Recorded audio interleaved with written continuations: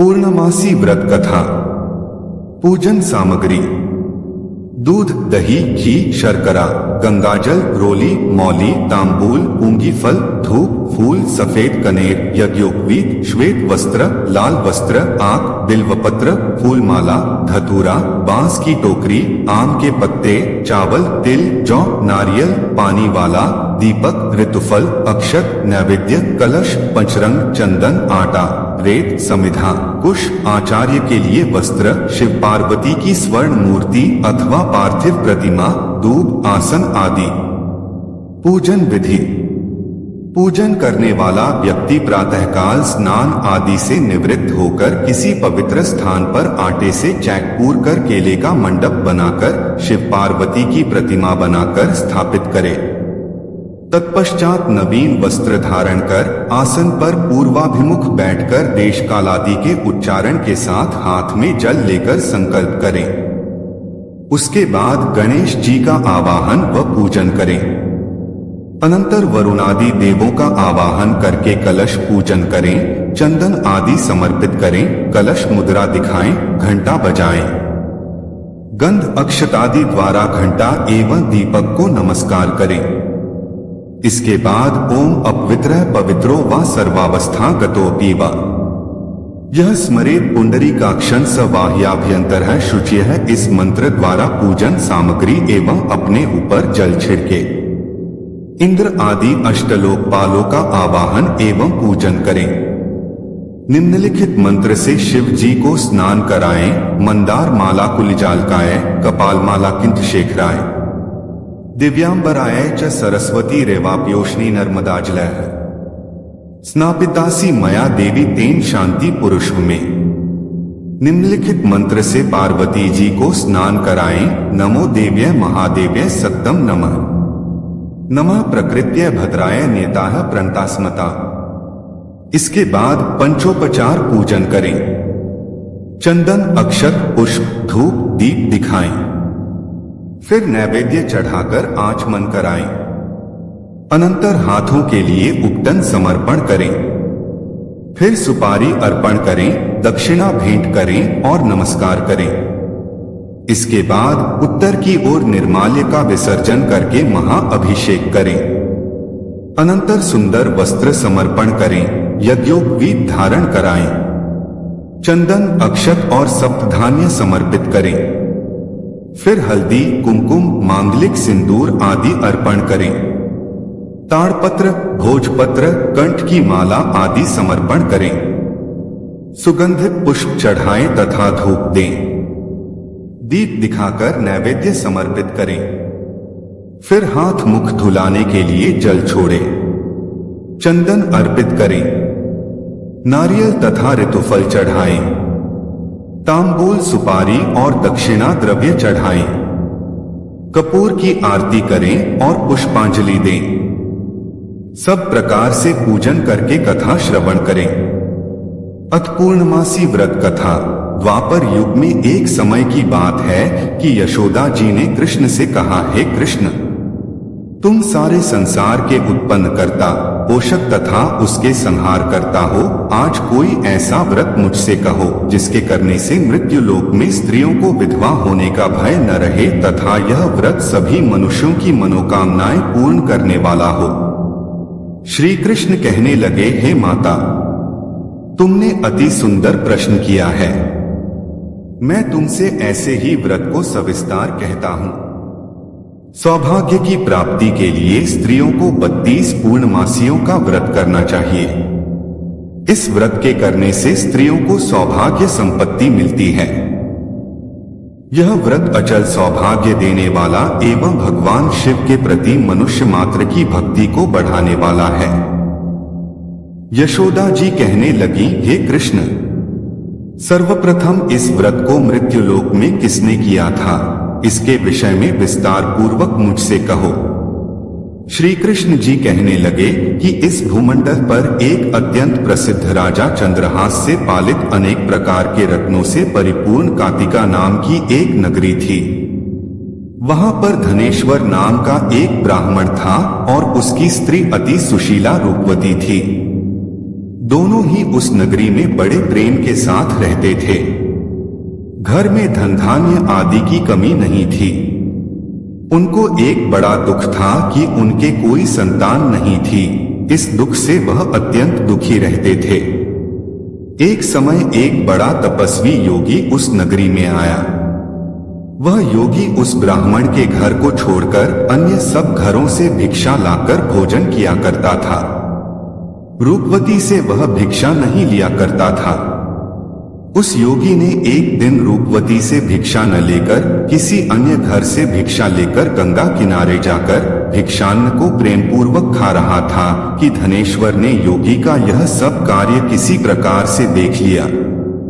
अपनी भिक्षा के अनादर से दुखी होकर धनेश्वर योगी से बोला, महात्मन, आप सब घरों से भिक्षा लेते हैं परंतु मेरे घर की भिक्षा कभी भी नहीं लेते। इसका कारण क्या है? योगी ने कहा कि निःसंतान के घर की भीख पतितों के अन्न के तुल्य होती है और जो पतितों का अन्न खाता है वह भी पतित हो जाता है। चूंकि तुम निःसंतान हो, आत्म पतित हो जाने के भय से मैं तुम्हारे घर की भिक्षा नहीं लेता हूँ। धनेश्वर यह बात सुनकर अपने मन में बहुत दुखी हुआ और हाथ जोड़कर योगी के पैरों पर गिर पड़ा तथा आर्तभाव से कहने लगा, हे महाराज, यदि ऐसा है तो आप मुझको पुत्र प्राप्ति का उपाय बताइए। आप सर्वज्ञ हैं, मुझ पर अवश्य ही यह कृपा कीजिए। धन की मेरे घर में कोई कमी नहीं, परंतु मैं पुत्र न होने के कारण अत्यंत दुखी हूँ। आप मेरे इस दुख का हरण करें, आप सामर्थ्यवान हैं। यह सुनकर योगी कहने लगे, हे ब्राह्मण, तुम चंडी की आराधना करो। घर आकर उसने अपने स्त्री से सब वृत्तांत कहा और स्वयं तप के निमित्त वन में चला गया। वन में जाकर उसने चंडी की उपासना की और उपवास किया। चंडी ने 16वें दिन उसको स्वप्न में दर्शन दिया और कहा, हे धनेश्वर, जा तेरे पुत्र होगा, परंतु वह 16 वर्ष की आयु में ही मृत्यु को प्राप्त हो जाएगा। यदि तुम दोनों स्त्री पुरुष 32 पूर्णमासियों का व्रत विधि पूर्वक करोगे तो वह दीर्घायु होगा। जितनी तुम्हारी सामर्थ्य हो आटे के दिए बनाकर शिव जी का पूजन करना, परंतु पूर्णमासी को 32 जो जाने चाहिए। प्रातःकाल आने पर इस स्थान के समीप ही तुम्हें एक आम का वृक्ष दिखाई देगा। उस पर तुम चढ़कर एक फल तोड़कर शीघ्र अपने घर चले जाना। अपनी स्त्री से सब वृत्तांत कहना।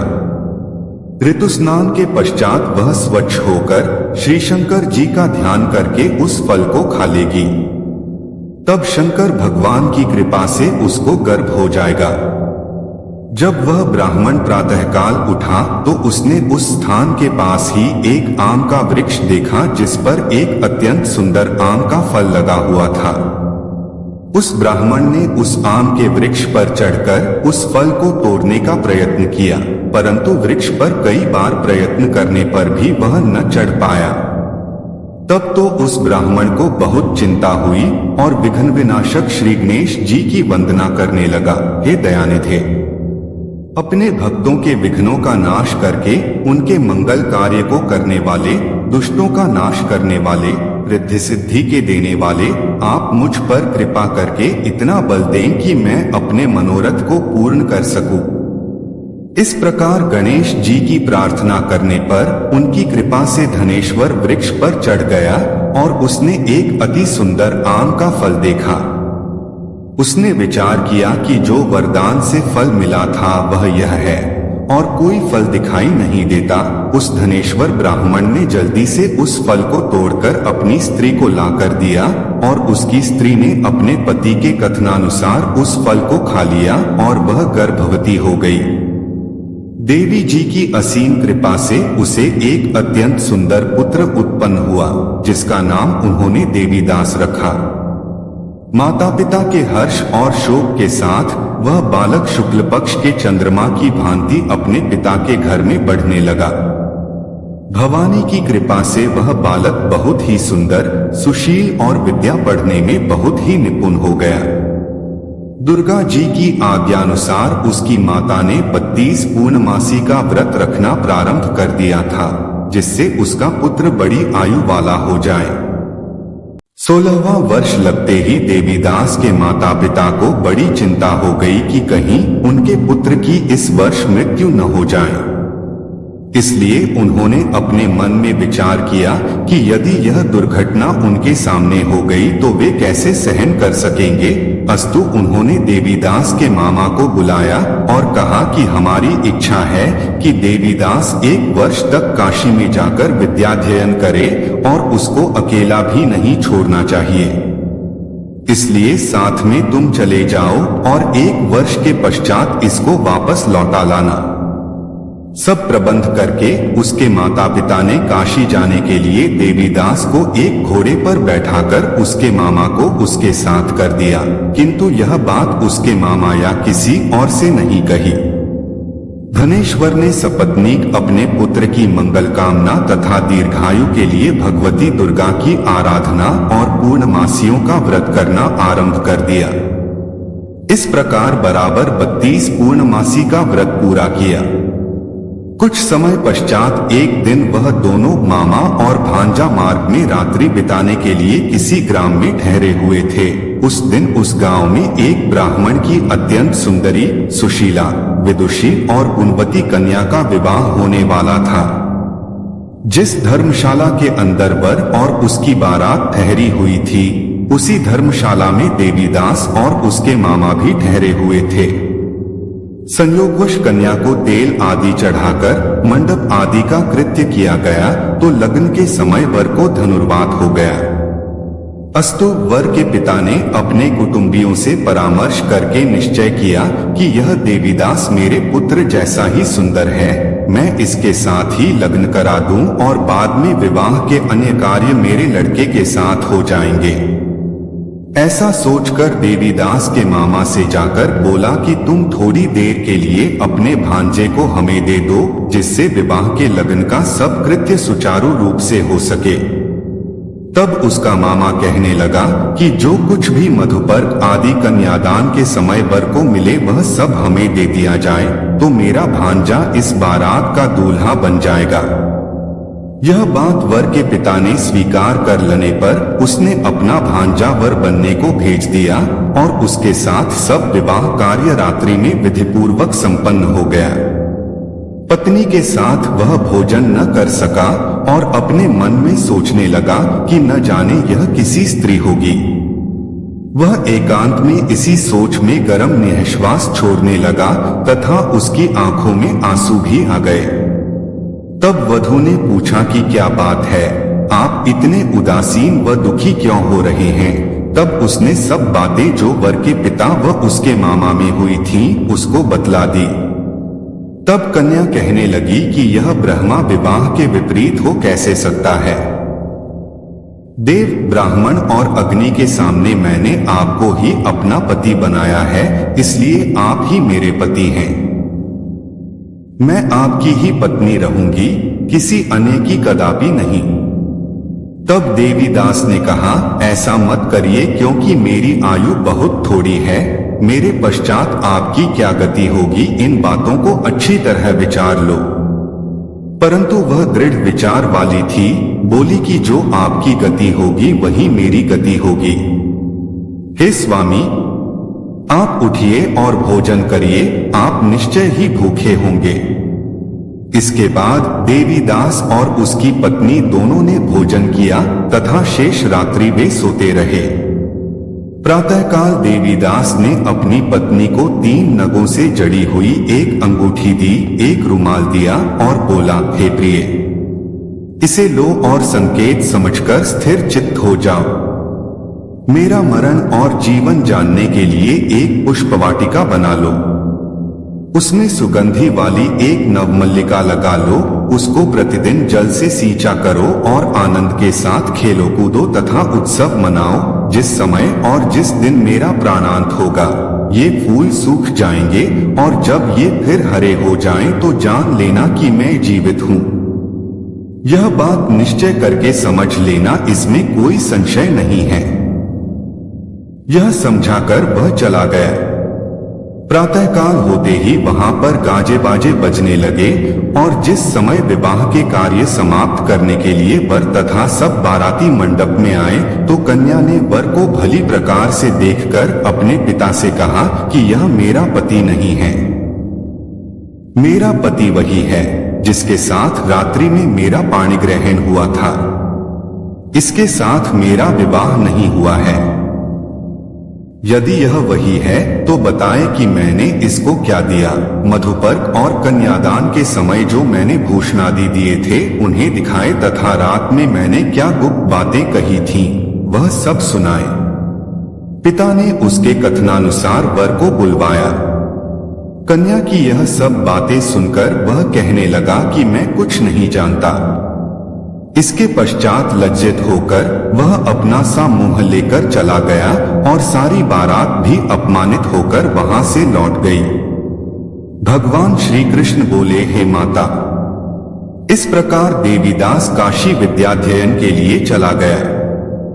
जब कुछ समय बीत गया तो काल से प्रेरित होकर एक सर्प रात्रि के समय उसको डसने के लिए वहां पर आया।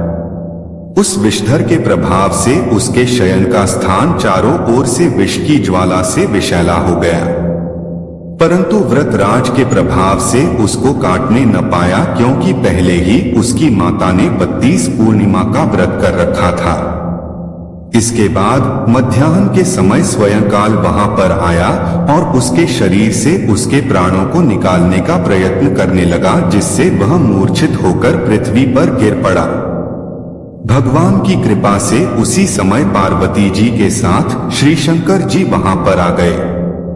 उसको मूर्छित दशा में देखकर पार्वती जी ने भगवान शंकर से प्रार्थना की कि हे महाराज, इस बालक की माता ने पहले 32 पूर्णिमा का व्रत किया था, जिसके प्रभाव से हे भगवान आप इसको प्राण दान दें। भवानी के कहने पर भक्त वत्सल भगवान श्री शिव जी ने उसको प्राण दान दे दिया। इस व्रत के प्रभाव से काल को भी पीछे हटना पड़ा और देवीदास स्वस्थ होकर बैठ गया। उधर उसकी स्त्री उसके काल की प्रतीक्षा किया करती थी। जब उसने देखा कि उस पुष्प वाटिका में पत्र पुष्प कुछ भी नहीं रहे तो उसको अत्यंत आश्चर्य हुआ, और जब वह वैसे ही हरी भी हो गई तो वह जान गई कि वह जीवित हो गए हैं। यह देखकर वह बहुत प्रसन्न मन से अपने पिता के कहने लगी कि पिताजी, मेरे पति जीवित हैं, आप उनको ढूंढिए। जब 16वां वर्ष व्यतीत हो गया तो देवीदास भी अपने मामा के साथ काशी से चल दिया। इधर उसे श्वसुर उसको ढूंढने के लिए अपने घर से जाने वाले ही थे कि वह दोनों मामा भांजा वहां पर आ गए। उसको आया देखकर उसका श्वसुर बड़ी प्रसन्नता के साथ अपने घर में ले आया। उस समय नगर के निवासी भी वहां इकट्ठे हो गए और सबने निश्चय किया कि अवश्य ही इसी बालक के साथ इस कन्या का विवाह हुआ था। उस बालक को जब कन्या ने देखा तो पहचान लिया और कहा कि यह तो वही है जो संकेत करके गया था। तदुपरांत सभी कहने लगे कि भला हुआ जो यह आ गया, और सब नगरवासियों ने आनंद मनाया। कुछ दिन बाद देवीदास अपनी पत्नी और मामा के साथ अपने श्वसुर के घर से बहुत सा उपहार आदि लेकर अपने घर के लिए प्रस्थान किया। जब वह अपने गांव के निकट आ गया तो कई लोगों ने उसको देखकर उसके माता पिता को पहले ही जाकर खबर दे दी कि तुम्हारा पुत्र देवीदास अपनी पत्नी और मामा के सहित आ रहा है। ऐसा समाचार सुनकर पहले तो उन्हें विश्वास ही नहीं हुआ, किंतु जब और लोगों ने भी आकर उनकी बात का समर्थन किया तो उनको बड़ा आश्चर्य हुआ। लेकिन थोड़ी देर में देवीदास ने आकर अपने माता पिता के चरणों में अपना सिर रखकर प्रणाम किया, और उसकी पत्नी ने अपने सासुससुर के चरणों को स्पर्श किया तो माता पिता ने अपने पुत्र और पुत्रवधू को अपने हृदय से लगा लिया और दोनों की आंखों में प्रेमाश्रु बह चले। अपने पुत्र और पुत्रवधू के आने की खुशी में धनेश्वर ने बड़ा भारी उत्सव किया और ब्राह्मणों को भी बहुत सी दान दक्षिणा देकर प्रसन्न किया। श्री कृष्ण जी कहने लगे कि इस प्रकार धनेश्वर 32 पूर्णिमाओं के व्रत के प्रभाव से पुत्रवान हो गया। जो भी स्त्रियां इस व्रत को करती हैं, वे जन्म जन्मांतर में वैधव्य का दुख नहीं भोगती और सदैव सौभाग्यवती रहती हैं। यह मेरा वचन है, इसमें कोई संदेह नहीं मानना। यह व्रत पुत्र पौत्रों को देने वाला तथा संपूर्ण मनोकामनाओं को पूर्ण करने वाला है। 32 पूर्णिमाओं के व्रत करने से व्रती की सब इच्छाएं भगवान शिव जी की कृपा से पूर्ण हो जाती हैं। सभी प्रेम से बोलो शिव शंकर भोलेनाथ की जय।